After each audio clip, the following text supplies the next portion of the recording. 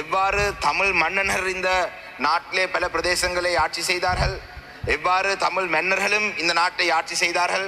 பிரித்தானியர் இந்த நாட்டுக்கு ஒரு புதிய அரசியலமைப்பை தந்த பொழுது அந்த காலப்பகுதியிலே தமிழ் மக்கள் அதை ஏற்றுக்கொள்ளவில்லை என்ற வரலாறு.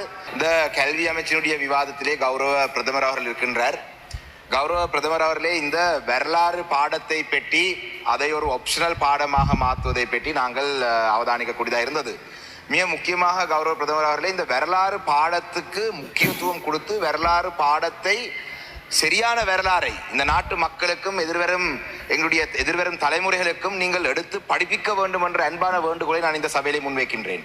மிக முக்கியமாக இந்த நாட்டிலே 200 ஆண்டுகளுக்கு முன்பாக, 300 ஆண்டுகளுக்கு முன்பாக, ஒரு 1000 ஆண்டுகளுக்கு முன்பாக எவ்வாறு தமிழ் மன்னர்கள் இந்த நாட்டிலே பல பிரதேசங்களை ஆட்சி செய்தார்கள், எவ்வாறு தமிழ் மன்னர்களும் இந்த நாட்டை ஆட்சி செய்தார்கள், அதே போலதான் பிரித்தானியர் இந்த நாட்டுக்கு ஒரு புதிய அரசியலமைப்பை தந்த பொழுது அந்த காலப்பகுதியிலே தமிழ் மக்கள் அதை ஏற்றுக்கொள்ளவில்லை என்ற வரலாறு.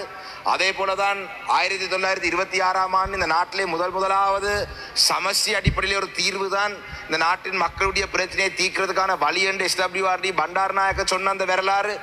அதே போலதான் டொனர்மோ கமிஷனாக இருக்கட்டும், ஏனைய கான்ஸ்டியூஷன் சம்பந்தம் வந்த அனைத்து சந்தர்ப்பங்களிலும் எவ்வாறு தமிழ் மக்கள் அதுக்கு எதிர்ப்பை வெளியிட்டார்கள். அதனைத் தொடர்ந்து 48ஆம் ஆண்டு இலங்கைக்கு சுதந்திரம் கிடைத்த காலப்பகுதியை இருந்து தமிழ் மக்களுக்கு எதிராக நடந்த ஒவ்வொரு அநீதிகளை பற்றியும் இந்த வரலாறு பாடத்துக்குள்ளே நீங்கள் உள்வாங்கி அதை அந்த பாடத்தின் ஊடாக சொன்னால் மாத்திரம்தான் எதிர்வரும் தலைமுறையிலாவது இந்த நாட்டிலே அனைத்து இன மக்களும் சமனான மக்கள் என்ற நம்பிக்கையுடன் சமனான மக்களாக வாழுவதற்கு தயாராக இருப்பார்கள். அவ்வாறு இல்லை என்று சொன்னால் இன்று இந்த தொல்பொருள் திணைக்களத்தால் எங்களுடைய மக்கள் படும் அவஸ்தைகள் போன்ற விடயங்கள் இன்னும் 100 ஆண்டுகள் சென்றாலும் நடக்கும்.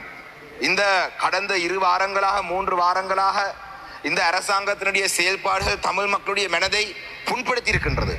இந்த காயங்களை நீங்கள் ஆறுவதற்கு உங்களால் ஒரு நிரந்தரமான அரசியல் தீர்வை வழங்குவதனூடாக மாத்திரம்தான் இந்த வடுக்களை நீங்கள் ஆறக்கூடிய ஒரு சூழ்நிலை உருவாக்கலாம். அந்த வகையிலே கௌரவ பிரதமர் அவர்களே, வரலாறு பாடம் சம்பந்தமாக உங்களுடைய அன்பான ஒரு வேண்டுகோள். நான் ஆரம்பத்திலே பேசும் பொழுது நீங்கள் அந்த ஹெட்போன்ஸை போட்டிருக்கவில்லை. இந்த வரலாறு பாடம் சம்பந்தமாக மன்னர்களுடைய காலத்திலே இருந்து